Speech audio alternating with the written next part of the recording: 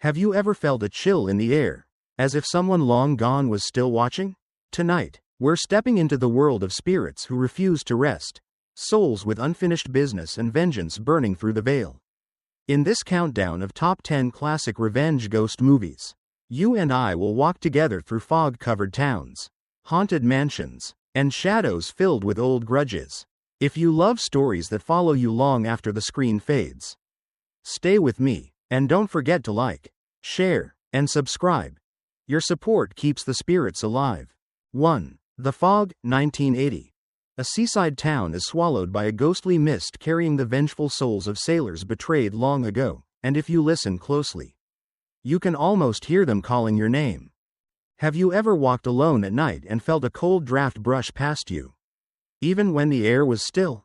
The fog plays exactly on that sensation, that whisper of something unseen, something patient, something ancient, and as the mist rolls in, it feels less like weather and more like a warning. Let's wander into Antonio Bay together. But stay close. The fog doesn't just hide things, it chooses them. What always struck me about this story is how calmly the horror arrives, drifting in with an almost quiet confidence. The way guilt eventually finds its way back to those who tried to bury it. Imagine standing on a cliff overlooking the ocean, watching a thick white mass sliding toward town, swallowing the coastline little by little. Would you stay and face it? Or would you run, even though you know there's nowhere left to run once the mist decides you're part of its unfinished business? The sailors' spirits don't scream or roar. They don't need to. Their presence is felt in creaking doors, flickering lights, the uneasy rhythm of the radio broadcast that seems to know something is terribly wrong. And the more the fog spreads, the more the town's darkest secret begins to feel like a living thing, something that's been waiting a century to breathe again. Have you ever wondered what your town would look like if its buried sins suddenly rose to the surface? There's a strange beauty to the way the story unfolds, like watching a slow-moving storm that you know isn't natural but you can't look away. You feel the dread building, yet there's also a tragic sadness woven into the ghost's return. They were wronged, they were robbed, and now they want balance. Would you side with the living who covered up the crime, or the dead who simply want justice? I'm curious. Which perspective pulls you more? And that final question the film leaves lingering, the one I'll ask you now: what would you personally do if the fog touched your doorstep? Glowing faintly, whispering softly, inviting you to open the door? Would you dare? Tell me in the comments. Do you think the sailors were justified in their revenge? Or does the cycle of vengeance ever truly end?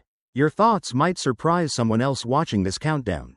2. Ghost Story, 1981. 4 elderly men are haunted by the spirit of a woman whose tragic death they caused decades earlier, and the way she returns feels less like revenge and more like a long-delayed reckoning you can't escape. There's something chilling about the mistakes we think time will bury, isn't there? Ghost Story opens its arms around that idea and squeezes gently, then harder, until you wonder what ghosts you'd face if the past ever knocked on your door. Imagine being part of a small, secretive circle, friends bound not by trust, but by the weight of a memory you all agreed never to speak of again. Have you ever kept a secret so heavy that just hearing the name connected to it could make your stomach twist? What makes this tale unique is how quietly the horror steps into the room. It doesn't need jump scares or loud shouts. Instead, it creeps like a memory you tried to forget but suddenly hear whispered behind you. As the old men gather, their voices tremble not from age, but from fear of a woman they wronged. Fear of the truth catching up. And honestly, don't you find it scarier when the past refuses to stay dead? Her haunting isn't chaotic, it's deliberate, patient, almost intimate. She knows them, she remembers them, and she wants them to remember her. There's a kind of tragic poetry in the way she returns, neither purely a monster nor a victim, but something caught in between, shaped by betrayal. It makes you wonder, if someone hurt you deeply, would you want revenge? Or acknowledgement? Which one feels more like justice to you? As you follow the story, the winter setting wraps everything in a deadly stillness. Snow muffles sounds, houses creak from the cold, and every shadow seems to carry the shape of the woman they left behind. The silence becomes its own kind of terror, a reminder that sometimes the loudest screams are the ones hidden inside the human heart. Have you ever found yourself haunted not by ghosts, but by memories you wish you could rewrite? And then there's the question the movie quietly asks, a question I'll pass to you. Can guilt itself become a haunting? Can a secret chase a person for an entire lifetime until finally the truth demands its due? I'd love to hear what you think. When you watch Ghost Story, do you feel sympathy for the men? Or do you believe the ghost is simply taking what she's owed? Share your thoughts in the comments. I'm really curious which side your heart leans toward. 3. The Changeling, 1980. A grieving composer moves into a mansion, only to discover the spirit of a murdered boy who refuses to stay silent, and once you hear his story, you might feel him watching you too. There's a certain kind of quiet in an old house that never feels like true silence. It's the kind of quiet that hums, that breathes, that waits. The Changeling begins in that quiet, the calm that comes right before a truth claws its way out of the walls. Picture yourself wandering through dim hallways, wooden floors groaning under your feet, and every door you pass seems to hold its breath. Have you ever entered a room and sensed someone else was there, even when you knew you were alone? The beauty of this story is how it plays with absence. The main character isn't running from a ghost at first, he's running from grief, the kind that freezes you, the kind that leaves you hollow. And maybe that's why the spirit of the boy chooses him. It's strange, isn't it? How pain can call out to pain. How sometimes the dead speak most clearly to the broken.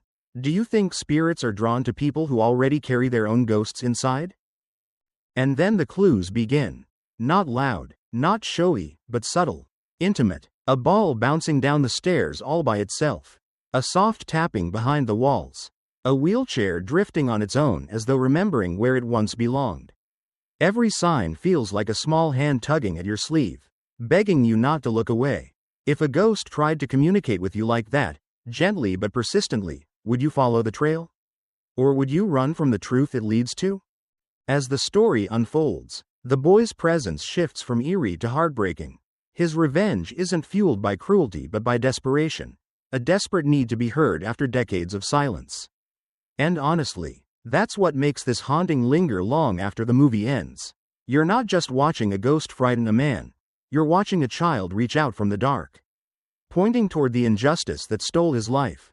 It raises the question, is revenge still revenge when all the ghost wants is acknowledgement? There's a moment, deep into the film, when the composer finally understands the truth, and the house seems to exhale, as if relieved that someone finally listened. That's when the story becomes less about fear and more about justice. About a voice reclaimed. Have you ever seen a horror film where the ghost felt more human than the living? Because this is one of those rare ones.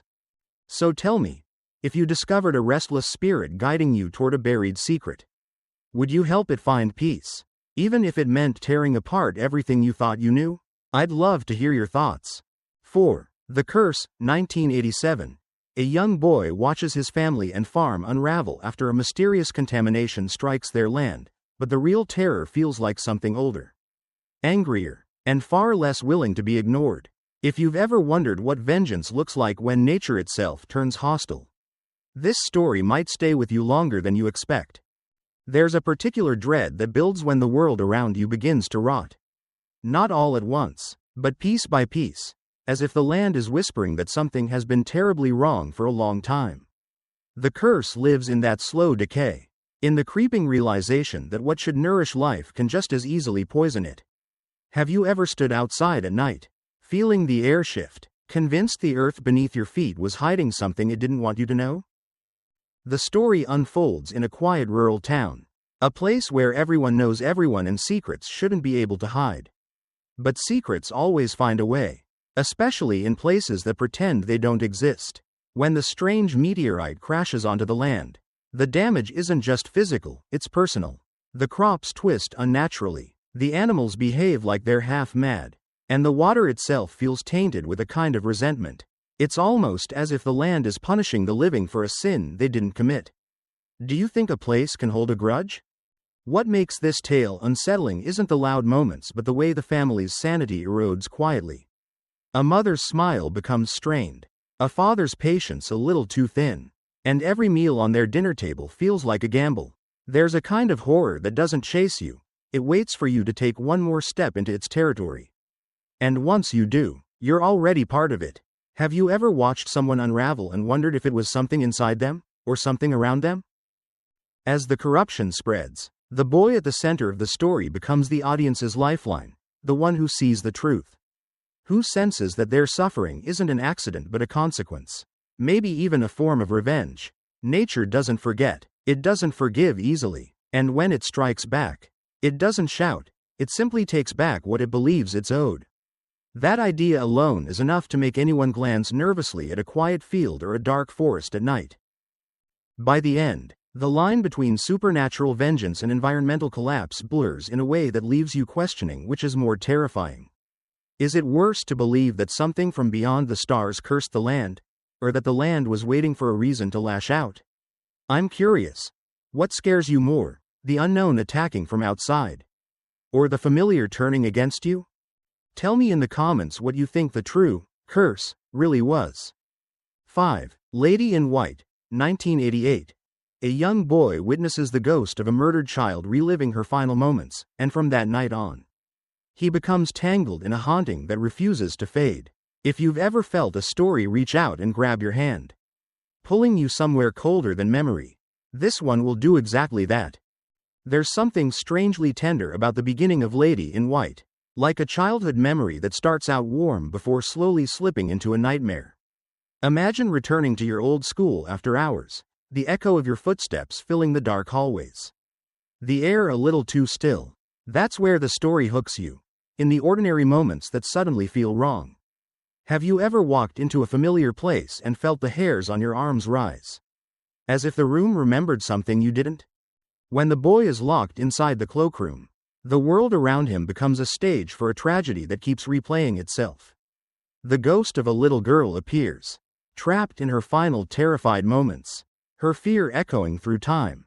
It's heartbreaking, not just frightening. You can almost feel her reaching out to anyone willing to see her. And that's the haunting thing. She doesn't scream. She pleads. Would you be brave enough to watch a ghost repeat her own suffering, knowing she can't escape it? As the mystery deepens, the film becomes more than just a ghost story. It turns into a journey through loss, innocence, and the buried truths adults refuse to face. The boy isn't just haunted, he's chosen. And there's something chilling about that idea, that a spirit might pick you out of a crowd because you're the only one willing to listen. Have you ever wondered why, in horror stories, the pure-hearted characters are the ones spirits cling to? What makes the tale so memorable is the way it blends nostalgia with fear. Old houses, snow-covered streets, the sound of children laughing somewhere far away, all of it feels familiar until the shadows twist and memory becomes menace. The vengeful presence lurking behind the scenes isn't a mindless monster. It's someone shaped by grief, guilt, and years of silence. The revelation hits hard, like uncovering a truth your childhood self was never meant to understand. By the time the final confrontation arrives, the story feels less like a horror movie and more like a reminder that justice sometimes comes from the places we least expect, even from beyond the grave. And that leads to a question I want to ask you. Do you believe that spirits tied to traumatic endings stay behind because they want revenge, or because they just want someone to see them? Tell me which moment from Lady in White stayed with you the most. I'm curious if the same scene haunted you the way it haunted me. 6. The Orphanage, 2007. A grieving mother returns to her childhood home, only to discover that the ghosts she once feared may be the only ones who can help her find the truth. But are they guiding her, or luring her somewhere she can't return from? There's something profoundly haunting about the orphanage, isn't there? Not because it screams for your attention, but because it whispers, softly, persistently, until you lean in closer. Imagine walking through an abandoned house filled with memories you never quite understood, only to realize those memories have been watching you back, as Laura tries to rebuild the orphanage as a refuge for disabled children. The past begins to move around her like shadows shifting just outside the corner of her vision. You can almost feel the air change with her every step, thick, cold, familiar yet undeniably wrong. And then there's Simone, her adopted son, whose bright imagination becomes a doorway to something darker. When he disappears, the house seems to awaken, as if it's been waiting for this moment. Doors creak open on their own, Games once played by long-gone children suddenly resume. And Laura? She follows the clues like a mother chasing a heartbeat. Even when those clues come from voices that shouldn't exist. Tell me, have you ever felt a presence in a room after you knew you were alone? That's the energy this film wraps around you. What makes The Orphanage so unforgettable is how it blends grief with the supernatural until you can't tell where one ends and the other begins. The ghosts aren't just specters drifting through hallways, they're echoes of regret, fragments of forgotten tragedies, and reminders of promises left unkept. Every scene feels like peeling back layers of a wound that never fully healed. And the deeper Laura digs, the more the orphanage responds, revealing secrets that had been buried not out of malice, but out of heartbreak. As you watch, you might catch yourself whispering, "Don't go in there," even though you know she must. That's the emotional gravity of this story. It pulls you in, makes you a companion on her search, and forces you to ask, how far would you go for someone you love? Would you follow the clues even if they led you straight into the arms of something supernatural? And here's where I want to hear from you. Do you think the ghosts in the orphanage were seeking revenge, forgiveness, or simply trying to be heard? What moment from this film stayed with you long after the credits rolled? Share your thoughts, because this is one story that lives on best when we talk about it. 7. 13 Ghosts, 1960. A family inherits a mysterious mansion, only to learn it comes fully occupied with 12 restless spirits, each more unsettling than the last. But the real question is, what does the 13th ghost want, and why does it feel like it's watching you too? Now, let's slip into the dim corridors of this old-school classic, where every shadow feels alive and every silent room seems to breathe just a little too loudly. There's a strange charm to 13 Ghosts, the kind that pulls you back to a time when horror relied on atmosphere, tension, and clever tricks rather than jump scares. Imagine stepping into a house you've just inherited, expecting creaky floors and dusty corners, but instead, you find a collection of spirits trapped behind invisible barriers, each with its own tragic past and unfinished rage. Creepy, right? But also weirdly captivating. One of the things that makes this film feel like an experience rather than just a story is the way it invites you inside. As the family wanders through the mansion with a pair of ghost-revealing spectacles, yes, literal ghost glasses, you almost feel like you're walking beside them, torn between curiosity and the urge to look away.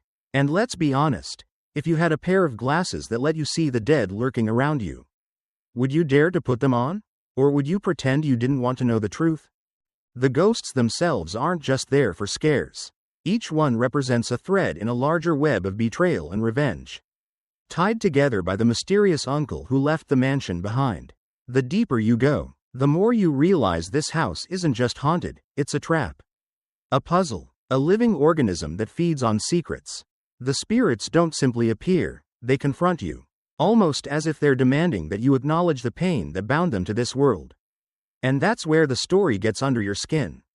As the tension builds, the family begins to unravel the truth about the 13th ghost, a revelation that shifts everything you thought you understood.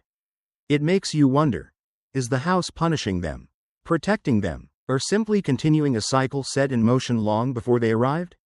It's these layers, these questions, that give the film its staying power. You're not just watching a haunted mansion, you're exploring it, questioning it, surviving it alongside the characters. So tell me, if you were in their place, would you stay and uncover the secrets? Or pack your bags and run the moment the first ghost appeared? And which ghost from the film do you think carries the most compelling story of revenge?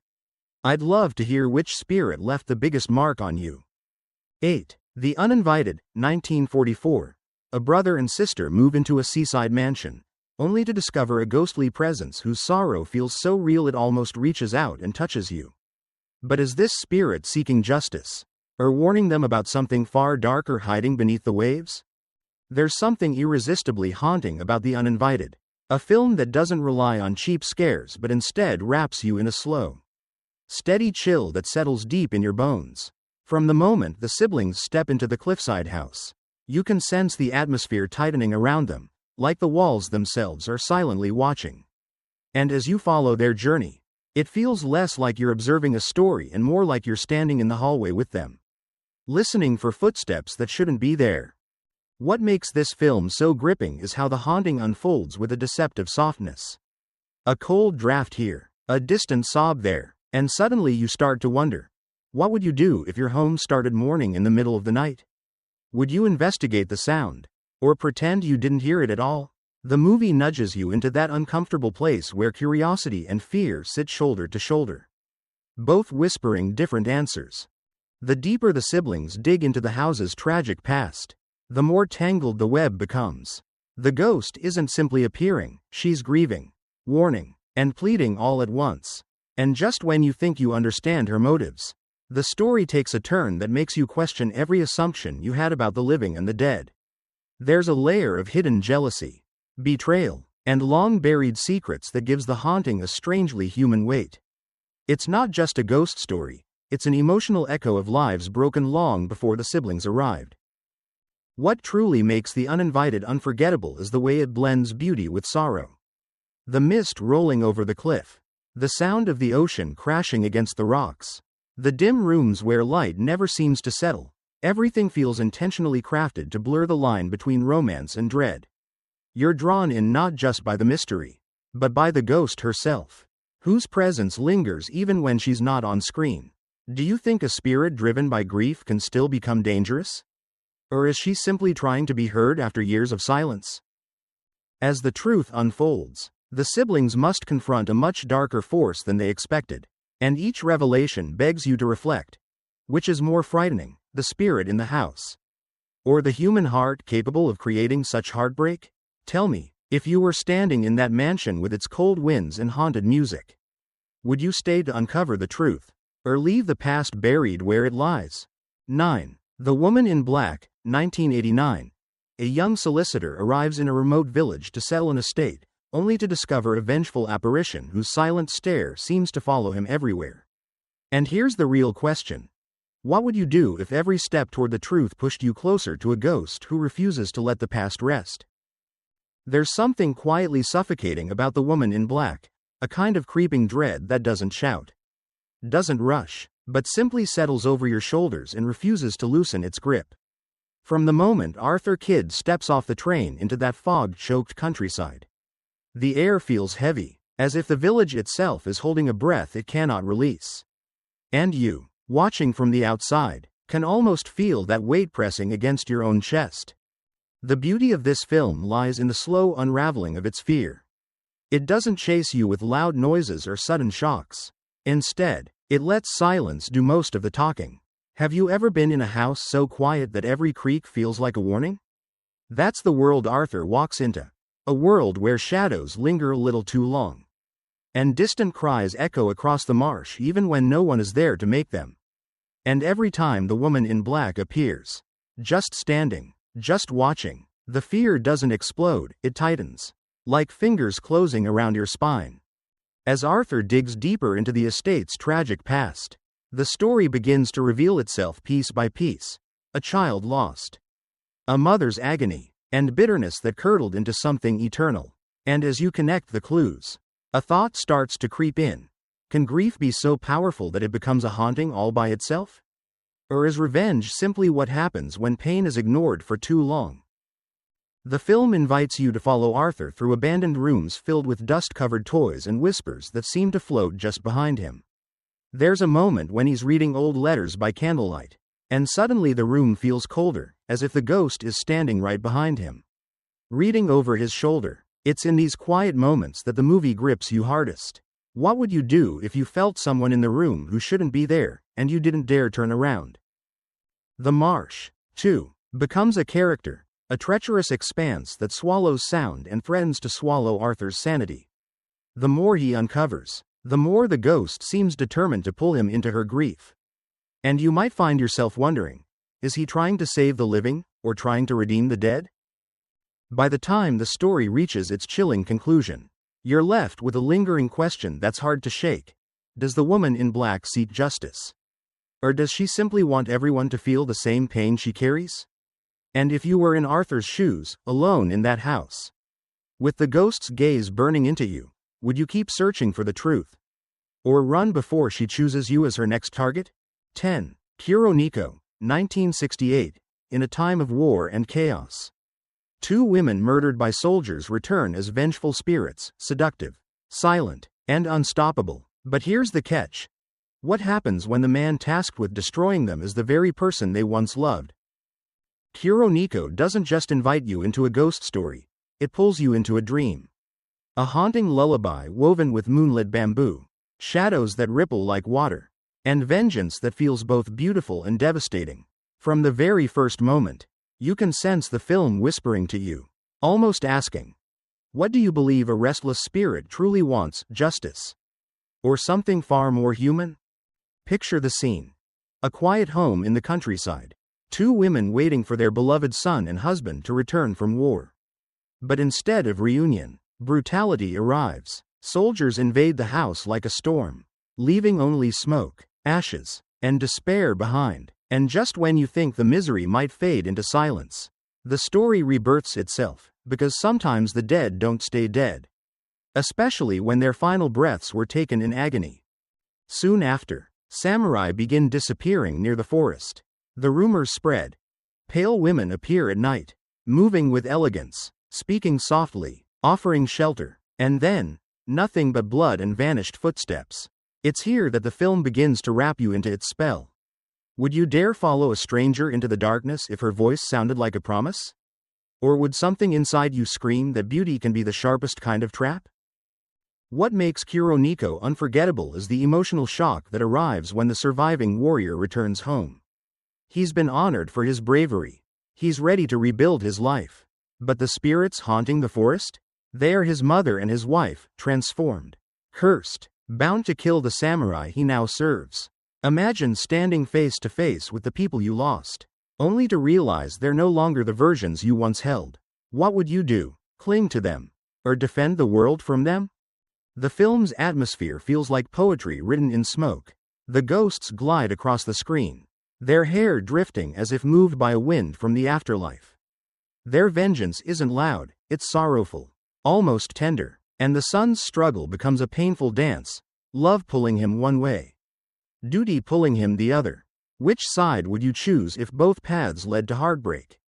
As the story builds toward its tragic climax, you start to feel the weight of the question the film never speaks aloud but presses into your mind. If love survives death, does it become a blessing or a curse? And when the curtain finally closes on this haunting tale, you might find yourself wondering about revenge itself, whether it ever truly ends, or simply changes shape. So tell me, after hearing this story, do you sympathize more with the spirits seeking justice, or with the man torn between devotion and destruction? Which side feels more human to you? And just like that, our journey through vengeance, longing, and restless spirits comes to a close, ending with the haunting whispers of Kuroneko still hanging in the air. But tell me, which story left its mark on you the deepest? Which ghost's sorrow, or fury, felt the most human? I'd love to hear your thoughts below. If you enjoyed wandering through these shadows with me, don't forget to like, share, and subscribe. There are many more dark corners to explore together, if you're brave enough to return.